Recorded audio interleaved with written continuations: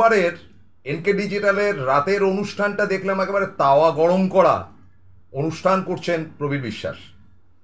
এবং বিষয়ভিত্তিক তো বটেই, কতগুলো ব্যাপার হচ্ছে যে দলে আসতে চাইলে দলে নেওয়া হবে কি হবে না, এই ধরনের প্রাসঙ্গিক কতগুলো ঘটনা উঠে আসে। যার যখন খুশি মনে হবে দলে চলে আসবে, যার যখন খুশি মনে হবে দল ছেড়ে চলে যাবে। এটাতে যারা খাটে, দলের হয়ে যারা লড়াই করে সারা বছর, তাদের কাছে বেদনার ব্যাপার হয়। তো এটার পার্ট 2টা ধরে নিচ্ছি চটপট। এবং আপনারা একটা ব্যাপারে নিশ্চিন্ত থাকতে পারেন যে এই পার্ট 2টা পার্ট 1-এর সঙ্গে সম্পৃক্ত। থ্যাংক ইউ প্রবীরবাবু। শুরু করছি। নমস্কার, আদাব। রথের দিন ঠিক যে বিষয়টি নিয়ে আলোচনা করলাম, অর্থাৎ প্রশ্নের 5-13 এই 14 না 15 ছিল বোধ হয়, হাউএভার, ঠিক সেই ঘটনাটি সোমবার দিন ঘটে গেল। এবং ঘটে গেল তারই প্রামাণ্য সমস্ত ঘটনা আপনাদের সামনে বলছি। আরো একবার নমস্কার, আদাব। দেখুন, একটি ব্যাপার বা বিষয়ভিত্তিক আসার আগে পরিষ্কার জানিয়ে দিই, শুভেন্দু অধিকারীর ডানা ছাটা যাচ্ছে, এবং সেটা বড় নির্মমভাবে।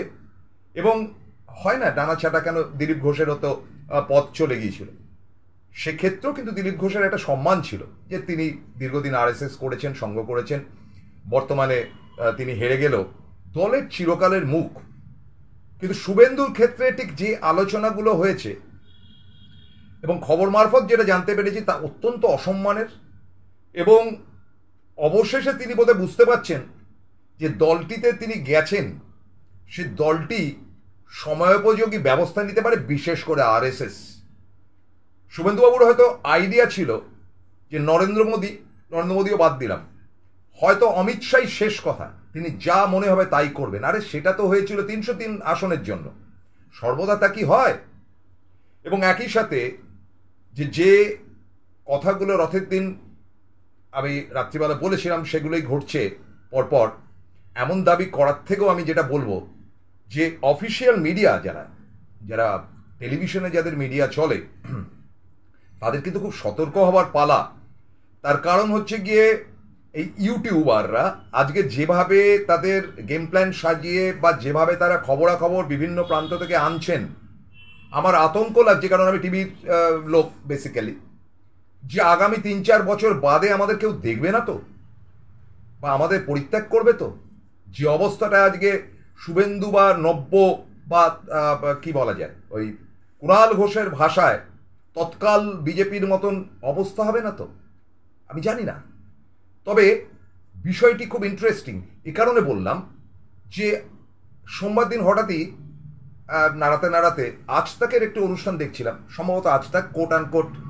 সেখানে কংগ্রেসের একজন বসেছিলেন এবং একজন বিজেপির বসেছিলেন।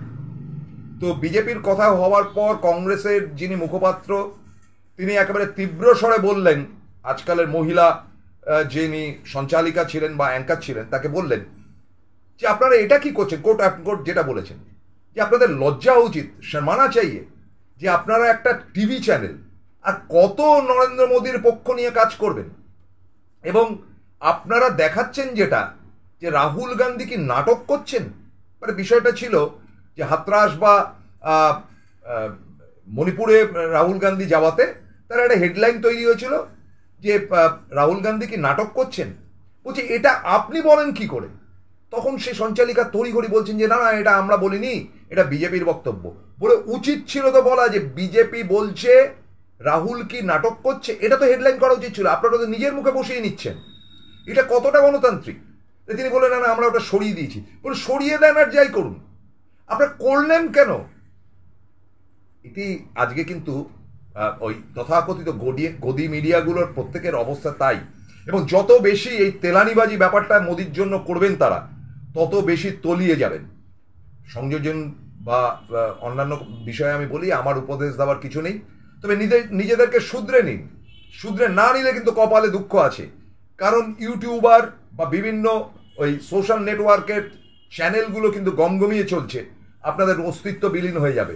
সে আপনাদের টিআরপি 1 নম্বরে থাকুন আর 2 নম্বরে থাকুন, লোকে পাত্তা দেবে না। বড় জোর একটা প্রোগ্রাম দেখতে পারে। চলে আসে আজকের বিষয়টি কি? বিষয়টি হচ্ছে যে এই যে একটা ভোট হয়ে গেল 2024 এবং আরেকটি ভোট আগত উপনির্বাচন, 13টি আসনে কিন্তু নির্বাচন হচ্ছে। এই আসনগুলোতে কি ফল হতে পারে বা এই আসনগুলো কমলো কেন 2024-এ, বিশেষ করে পশ্চিমবঙ্গে এত খারাপ রেজাল্ট হলো কেন? তো এইটে নিয়ে কেশব ভবনে, যেটা খবর সূত্রে যেটা জানতে পারছি, একটা বিরাট আলোচনা হয়েছে। কেশব ভবন মানে হচ্ছে আরএসএস এর হেডকোয়ার্টার কলকাতায়, এবং সেখানে এটা আলোচনা হয়েছে যে বিশ্বাসঘাতক তৃণমূলীগুলো এসে দলটার 12টা বাজাচ্ছে।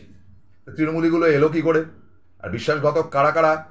বিশ্বাসঘাতকের তালিকার যদি হয় তাহলে তো প্রথম ইঙ্গিতটি একেবারে সরাসরি বলতে রাজি আছি, শুভেন্দু অধিকারী। এবং তিনি কেন এসছেন, কি বৃত্তান্ত, শুভেন্দুবাবু বুঝে নেবে, কিন্তু আমরা এটা শুনেছি বা দেখেছি। এবং তাদের বক্তব্য খুব সঠিক যে মমতা বন্দ্যোপাধ্যায়ের মতন এরকম একজন লড়াকু চরিত্র, এবং তারপরে অভিষেকের ব্যাপারটাও আছে, যে এত দ্রুত উঠে আসা এক যুবক যেভাবে আজকে পশ্চিমবঙ্গের মানুষের মন জয় করেছে, সেখানে কোথায় বিজেপি? কারা এরা? কারা আজকে দেখছে? সবাইকে ভাগিয়ে দিয়ে এটা কোন কমিটি তৈরি করে কিভাবে ক্ষমতা দখল করে শুভেন্দু অধিকারী পেয়েছেনটা কি? আলোচনাটা এখানেই শেষ হয়নি। আলোচনাটা কিন্তু গেছে একেবারে নাগপুরেও, এবং নাগপুর কেন, মোহন ভাগবত থেকে শুরু করে বিভিন্ন জায়গায় সারা ভারতের আলোচনার মধ্যে কিন্তু পশ্চিমবঙ্গ ছিল। এবং একটি ব্যাপার যেটা ধার্য হয়েছে বা যেটা দেখা যাচ্ছে, যে এই যে নরেন্দ্র মোদী এবং অমিত শাহর জুটি, শুভেন্দুকে তো দোষ দিয়ে লাভ নেই, শুভেন্দু কে, সে একটা এসে ঢুকেছে, বিজেপিকে নিয়ে নিয়েছে। এই জুটি পারতপক্ষে যে কাণ্ডটি করেছে, আগের দিন যেটা আলোচনা করছিলাম, তা হচ্ছে অরিজিনাল বিজেপি, যারা যুগ যুগ ধরে খারাপ সময় বিজেপি দলটা করেছে, গোড়ার দিন থেকে আছে বা ঠিক আছে পরে এসছে, বা সঙ্গ করা যারা, তাদেরকে অমিত শাহ, নরেন্দ্র মোদী একবারে সাইডলাইন করে দিয়েছে অলমোস্ট। একেবারে মোদির ইয়েসম্যানরা আজকে টিকে আছে, তারাই টিকিট ফিকিট পেয়েছে, যে কারণে আজকে ভোটের রেজাল্ট এত খারাপ হয়েছে। কারণ এদের মধ্যে অরিজিনাল বিজেপির সংখ্যা ভীষণ কম, এবং শতাধিক লোককে এমন টিকিট দেওয়া হয়েছে যাদের সঙ্গের কোনো কানেক্টিভিটি নেই, যারা মূল ব্যাপারটা একটা দলের। দেখুন, আমি প্রথমেই বলি, আরএসএস এর চিন্তাধারা বা তাদের ভাবনার সঙ্গে আমার একেবারে উল্টো দিকে থাকা আমি একটি লোক। আমি না কমিউনিস্ট না হিন্দুইস্ট, আমি ঠিক মধ্য জায়গায় থাকা মধ্যপন্থী একটি লোক। কিন্তু এই দুটি দলের মধ্যে তো নিজেদের কিছু আদর্শ রয়েছে, যেমন কমিউনিস্টরা যা বলে থাকে। আর কমিউনিস্টদের মধ্যে স্টালিনের মতন বাজে লোকও এসছে, বা এখন ওই কিম জং বলে যে উত্তর কোরিয়ার লোকটি রয়েছে, সেও তো ফ্যাসিস্ট। ফলে ত্রুটি তো রয়েছেই, কিন্তু তাদের স্ট্র্যাটেজিতে তারা চলছে, শূন্য হয়ে গেল তাদের স্ট্র্যাটেজিতে চলছে কমিউনিস্টরা সেরকম। এবং এদের দুটো পার্টিরই একটা ইন্টারেস্টিং ব্যাপার হচ্ছে যে কমিউনিস্ট পার্টির যেদিনকে জন্ম হয়েছে সেটা 2025, অর্থাৎ আসছে বছর তাদের 100 বছর, এবং আরএসএস এর জন্ম হয়েছে ওই 2025। কি ইন্টারেস্টিং ব্যাপার দেখুন, তাদেরও 100 বছর পূর্ণ হচ্ছে সামনের বছর। সুতরাং তার আগে কিন্তু ঘষে মেজে নিতে চাইছে আরএসএস, যে আমাদের ভাবনা চিন্তা সেটা যাই হোক না কেন, সেটা মেনে চলতে হবে। তুমি কতটা আমার আদর্শে অনুপ্রাণিত হয়ে আমার দল করছে, এটা হচ্ছে প্রথম প্রশ্ন। তাদের কাছে সে প্রশ্নটি ছিল। এই মোহন ভাগবতকে পর্যন্ত গাড্ডায় ফেলে দেওয়ার চেষ্টা নাকি অমিত শাহ করছিল। যদি আজকে 300 অধিক আসন পেত, কিংবা 272টি আসনও যদি তারা পেত, তাহলে কোপটি কিন্তু মোহন ভাগবতের সঙ্গে এই আজকে নাম্বার 2 পজিশন পেয়েছে রাজনাথ সিং থেকে শুরু করে যোগী আদিত্যনাথ, নীতিন গডকরি, এই যে মামা মন্ত্রী হয়েছে, কৃষি মন্ত্রী বা গ্রামোন্নয়ন মন্ত্রী শিবরাজ সিং চৌহান থেকে শুরু করে বহু লোক ছাঁটাই এর খাতায় যেত, মানে তাদেরকে আর খুঁজে পাওয়া যেত না। কিন্তু দুর্ভাগ্য নরেন্দ্র মোদীর, এবং সেটা বলতে হবে যে সৌভাগ্য অন্তত পক্ষে এই বর্তমান আরএসএস এর সংগঠনের, যে তারা 240-এ আটকে গেছে এবং এমন গাড্ডায় পড়েছে যে রবিবারের শেষ খবর যে এই চন্দ্রবাবু নাইডু গিয়ে 1,20,000 কোটি টাকা চেয়েছে। কোথেকে দেবে নরেন্দ্র মোদী? আমরা বারবার বলেছি এই অনুষ্ঠান থেকে যে ব্ল্যাকমেইলড হবেন, তাই হওয়া শুরু হয়েছে। ফলে এই অবস্থা থেকে আরএসএস আবার খানিকটা হ্রাস ধরছে।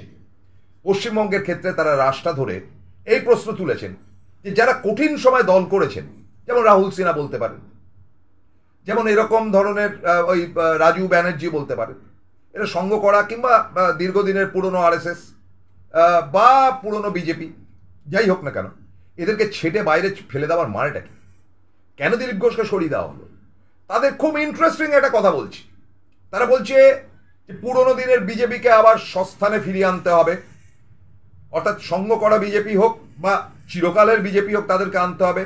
এই বিশ্বাসঘাতক যেগুলো তৃণমূল থেকে আসছে তাদেরকে ছেটে সাফা করে দিতে হবে। বুঝুন ব্যাপারটা। এবং এরকম প্রস্তাবনাও হয়েছে যে কোনো একজন মহিলাকে উঠিয়ে আনা যায় কিনা। আরএসএস কিন্তু তাতে সম্মতি দেননি। তারা মনে করেন যে মমতার সমকক্ষ হতে এখনো 100 বছর লাগবে, এই রাজ্য দখল করাটা সম্ভব না বলেই আমার ধারণা। তাহলে কেন সংগঠনটা চেঞ্জ করতে চাইছেন? হ্যাঁ, সংগঠন এই কারণে চেঞ্জ করতে চাইছেন যে প্রত্যেকটা জায়গায় জেতা হারাটা বড় কথা না, কিন্তু তাদের কিছু পরিমিতি আছে, তাদের কিছু কাজ আছে, সেই কাজগুলো কেউ করছে না। সব ঠান্ডা করে বসে থাকছে, অর্ডার মারছে, আর ওই একটা বিজেপির প্ল্যান ওয়াইজ বিজেপির অমুক দিনে অমুক, অমুক দিনে তমুক, সেগুলো ইয়ে করছে। কিন্তু আন্দোলন নামক বস্তুটি যেটি মমতা বন্দ্যোপাধ্যায় সৃষ্টি করেছেন, তো ধারে কাছেও নেই। সুতরাং আরেকটা মমতা হওয়া সম্ভব না, বিজেপির এ রাজ্যে আসা সম্ভব না কোনোদিনও, এটা আমার বক্তব্য। তবে আরএসএস এটা বুঝতে পেরেছে যে 12টি আসন পেয়েছে গত লোকসভায়, যাই পাক না কেন 2026-এ তার প্যারামিটার থাকছে না। দেখা যাচ্ছে যে কোনোভাবেই হোক যে তৃণমূল কংগ্রেসের দিকে প্রায় 250 থেকে 260টার মতন আসন চলে যাচ্ছে এবং দ্বিতীয় স্থানে উঠে আসতে পারে কংগ্রেস। বিজেপি সেখানে 3 থেকে 10টি আসনের বেশি পাচ্ছে না, এরকম একটা কথা ভাসছে। কাছাকাছি তারা নড়ে চড়ে উঠে অন্তত একটা ভদ্রস্থ আসন বা ভদ্রস্থ সংগঠন যাতে থাকে তার জন্য তারা নড়ে উঠেছে। তারা কড়া নির্দেশিকা দিয়েছেন যে একেবারে রাজ্য স্তর থেকে শুরু করে জেলা স্তর, ওয়ার্ড ভিত্তিক, পঞ্চায়েত স্তর এবং মণ্ডল, এদের মণ্ডল বলে কি একটা ব্যাপার আছে, সমস্ত জায়গায় যেখানে যেখানে শুভেন্দু অধিকারী তার নিজের লোকেদের বসিয়েছেন। এবং এক্ষেত্রেও আমার বলার আছে যে শুভেন্দু অধিকারী তার নিজেদের লোকেদের বসালেন কেন? হ্যাঁ, অমিত শাহ বলেছেন বলে বসিয়েছেন, শুভেন্দু অধিকারী নিজের এক্সিস্টেন্স রাখার জন্য বসিয়েছেন, পরিষ্কার কথা। তাদের ছেটে বের করে দিতে হবে। গদ্দার তৃণমূলীদের বিজেপিতে কোনো স্থান নেই, এই ধরনের একটি আলোচনা কিন্তু আরএসএস এর মধ্যে হয়েছে বলেই সংবাদ। এবং সেখানে শুধু না, বিশ্ব হিন্দু পরিষদও কিন্তু সহমত যে আদা খেচরা এই গান্ধীবাদী, কখনো তৃণমূলবাদী, কখনো মমতাবাদী, তারপরে বিশ্বাসঘাতকতা করে বিজেপিবাদী হয়ে এই দলের মধ্যে ফোপরদালেরি করা চলবে না। কাজেই ওই যে ইন্টারেস্টিং কথাটা যেটা শুনলে আপনারা খুব মজা পাবেন, 2015 থেকে 2021-এর মধ্যে যারা বিজেপিতে ছিল প্রত্যেককে ফিরিয়ে এনে দায়িত্ব দাও। আপনাদেরকে একটু বলে দিই, 2015-তে কিন্তু সরাসরি দল করতে এসেছিলেন দিলীপ ঘোষ, মনে পড়ে তো? এবং দিলীপ ঘোষ তারপরই সভাপতি হয়েছিলেন। সুতরাং ইঙ্গিতটা সেই দিকে। এবং এই বিষয়ে তারা নরেন্দ্র মোদী, অমিত শাহ কারুর কথা শুনবে না। তারা যদি বেশি বকে তো তাদের উপরে কোপ পড়বে। অমিত শাহ তো মোটামুটি গুটিয়ে গেছেন, তবে এই ধরনের মিচকে মার্কার লোক তো গুটিয়ে যাওয়ার থাকে না, তারা কোনো না কোনো জায়গায় খেলে, বেশি খেলে লাভ হবে না। দায়িত্ব দেওয়া হয়েছে যোগী আদিত্যনাথকে, তুমি তোমার মতন চালাও। হাতরাসের মতন ঘটনা কি করে ঘটলো যোগী প্রশ্ন তুলেছে, যে স্যাবোটেজ নত, সেগুলো খতিয়ে দেখা হচ্ছে। কে এই সাধু বাবা যাকে যোগী চেনেই না, কে পাঠালো এখানে? করাপ্টেড একটি লোক, তাকে অ্যারেস্টই বা করে ছানবিন করা হচ্ছে না কেন? কোনোটাই হচ্ছে না। মানে কি ব্যাপার? এ কি কারুর বিশেষ লোক যে গিয়ে হাতরাসের মতন এটি কাণ্ড ঘটিয়ে যোগীকে ছোট করবার চেষ্টা করেছেন? জানি না, তদন্ত হোক। তবে অভ্যন্তরীণ গোলযোগ থেকে আরো একটি কথা বলি, যে এই বার্তাও সঙ্গের কাছে আছে।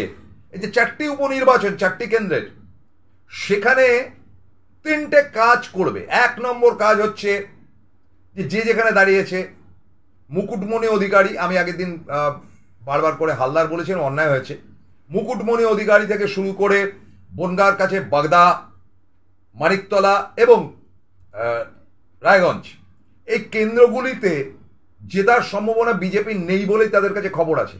কেন?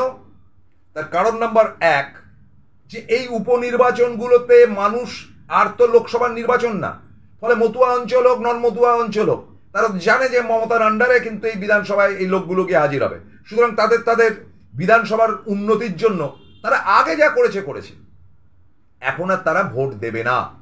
দ্বিতীয় ব্যাপার, শান্তনু ঠাকুরের একটি ব্যাপার আমি যাচাই করে দেখিনি। একটি কাগজ বেরিয়েছে যেখানে গরুর মাংস বিক্রি করার একটা ইজারা দেওয়া হচ্ছে, তার তলায় নাকি শান্তনু ঠাকুরের নাম আছে। দেখছিলাম, ভাইরাল হয়েছে ব্যাপারটা, আমি ছাড়িনি, এই খবরও তাদের কাছে গেছে। ব্যাপারটা কি চাইছে এটা কি?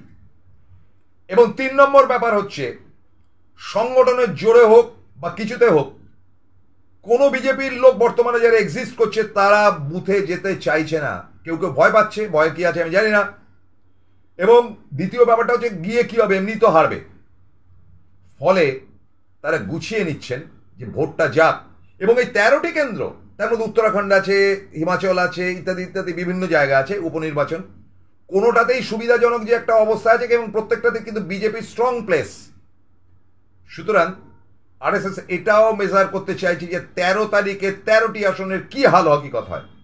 তবে এটা বাস্তব যে শেখার আছে অভিষেক ব্যানার্জির কাছ থেকে। দেখুন, তৃণমূল ছেড়ে অনেকেই বেরিয়ে চলে গিয়েছিলেন, আবার অনেকেই সেখানে হেরে ফেরে গিয়ে বাঁচাও বাবা অমুক তমুক করে হাতে পায়ে ধরে ফিরেছিলেন। তার মধ্যে একমাত্র সব্যসাচী দত্ত, মমতা বন্দ্যোপাধ্যায়ের অত্যন্ত কি বলা যায় স্নেহধন্য, তিনি একমাত্র টিকিট পেয়ে চেয়ারম্যান হয়েছেন বিধাননগর কি বলে কর্পোরেশনের। এবং চেয়ারম্যানটা সর্বোচ্চ পদ নয়, মেয়রটা সর্বোচ্চ পদ, ব্যাস ওইটুকু নিয়ে থাকো। এছাড়া কাউকে পাত্তাও দেয়নি অভিষেক। দল ছেড়ে চলে গিয়েছিল, দলে এসো কাজকর্ম করো। দেখুন, এতদিন হয়ে গেল রাজীব ব্যানার্জিকে কিন্তু কোনো টিকিট ফিকিট দেওয়া হয়নি, কোনো পদও দেওয়া হয়নি। ওই এর হয়ে খাটো, ওর হয়ে খাটো আছে, এখানে যাও, কখনো কখনো টিভিতে বসো, দ্যাটস অল।